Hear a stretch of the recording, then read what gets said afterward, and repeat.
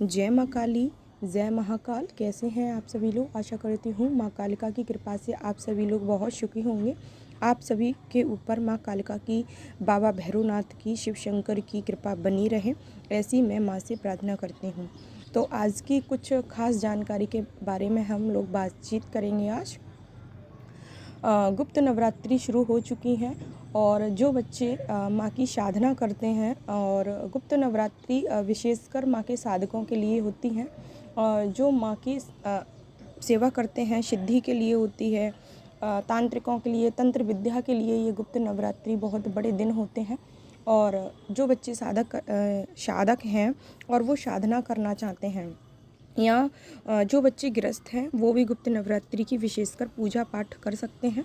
आपको इन दिनों माँ का फल बहुत ज़्यादा प्राप्त होगा और माँ की कृपा आपको बहुत ज़्यादा प्राप्त हो सकती है। तो आप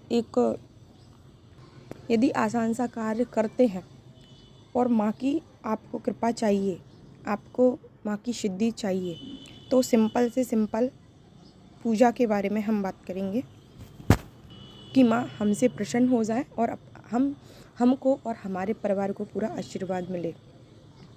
तो बात करते हैं, यदि जो बच्चा गुप्त नवरात्रि में दुर्गा सप्तशती का पाठ करता है और माँ की आराधना सच्चे दिल से करता है, तो उसको गुप्त नवरात्रि का पूरा फल प्राप्त होता है। गुप्त नवरात्रि का अर्थ है अर्थात गुप्त में ही पूजा करना। इस पूजा के बारे में, इस साधना के बारे में आपके परिवार के अलावा और कोई जाने ना पाए। इससे आपको फल प्राप्त होने में थोड़ा सा सही नहीं रहेगा। आप जितना हो सके कोशिश कीजिएगा कि गुप्त नवरात्रि को गुप्त ही रहने दें।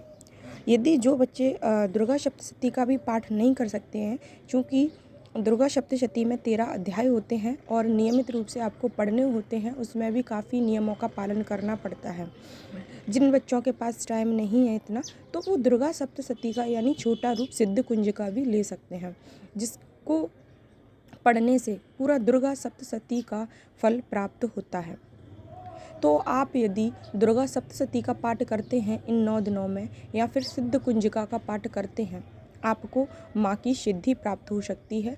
आपकी जो सिद्ध कुंजिका पाठ है, आपकी दुर्गा सप्तशती पाठ है, ये भी सिद्ध हो सकते हैं। जो बच्चे बहुत सच्चे दिल से करते हैं, क्योंकि माँ भाव की भूखी होती है, माँ सबकी पूजा स्वीकार करती है यदि आप भाव से पूजा करते हैं तो।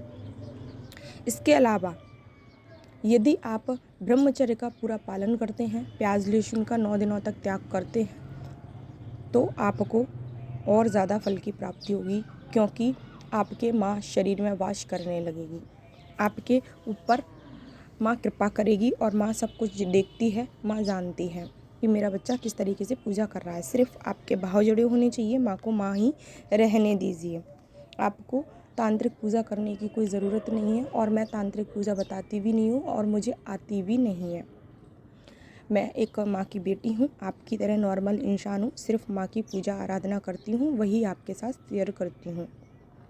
आप ऐसा करेंगे तो आपके जीवन में आए हुए कष्टों का निवारण हो जाएगा स्वतः ही। आपको कहीं जाने की ज़रूरत नहीं पड़ेगी, माँ आपको राह स्वयं दिखाने लगेगी। गुप्त नवरात्रि बहुत शुभ दिन होते हैं अपने साधकों के लिए।